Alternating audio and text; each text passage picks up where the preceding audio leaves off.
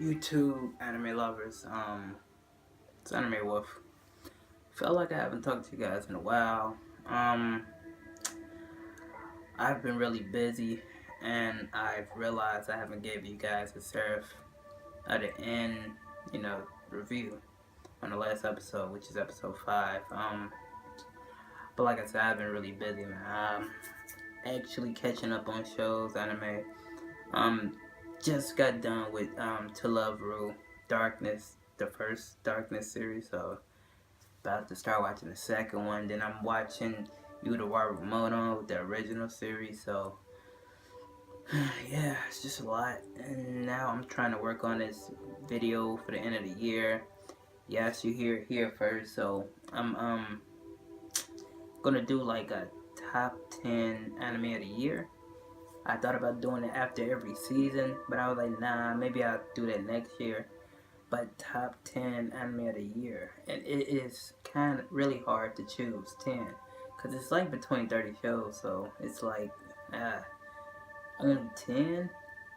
I gotta take out 20, and it's been some good anime shows. Like you got Roka, you got is it okay with picking girls up in a dungeon, you got Absolute Duo, you got Plastic Memories, you got shows that like To Love Ru Darkness 2. You got big shows like Noragami or Arigato, and Seraph of the End. So it's just a lot to choose from, and I don't know which ones I'm gonna pick. But forget all that right now. Right now, episode 5 review of Seraph of the End, and this episode was mainly about U Team and the other captain team. I do not know his name. I forgot. So sorry. And the other captain team basically, joining forces to beat one noble. So it takes 10 people to beat a noble.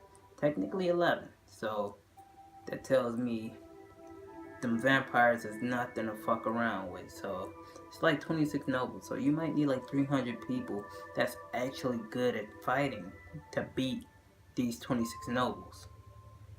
And this noble seemed kind of weak, to be honest. So, like on the bottom of the noble list. So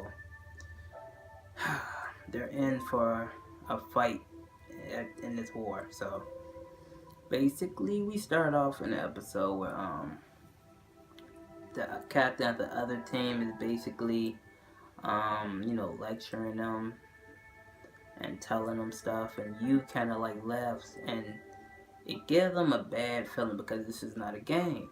And Shinoa is like, I'm sorry for his attitude. You apologize, and you apologize, and this is like showing a whole 360 of his like attitude, his personality from now to the first season. We can see he's maturing, and you from the first season. Well, no, I'll tell you what you reminds me of.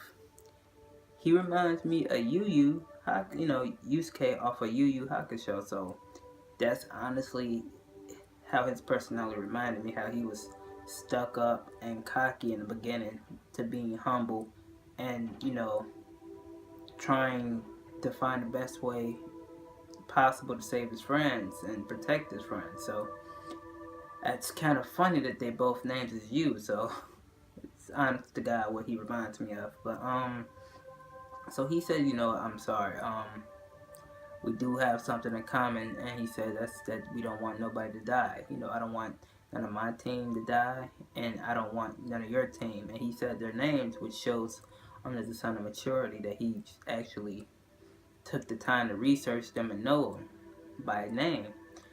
So with that said, it kind of veered off to Yoichi, and the guy with the sniper, and he like shoots out he got a gun, and he shoots out tiger, like a white tiger. And I think that shit is just so fucking cool. Like you have a fucking gun as a weapon. But yeah, he's basically teaching Yoichi how to snipe, and he says, first thing about sniping is keeping your calm. He says sometimes we have to kill our comrades, but that's only rarely. And Yoichi seemed kind of down about that, but the other thing standpoint, and he took a breath and got ready to, in his position, got ready in his position. And at the time of the attack, they both fired, and it was at the noble. Never seen this noble before. He has to be a weak noble. He seen the attack coming, grabbed one of the vampires and put it in front of him, and I was like, damn, he couldn't just move. But then again, that guy with the blue tiger, his bullets can bounce and move also, so maybe that was a smart thing to do. So with that said, you and the team went to attack, and now they running. Yoichi's taking out the small fry vampires with his arrows.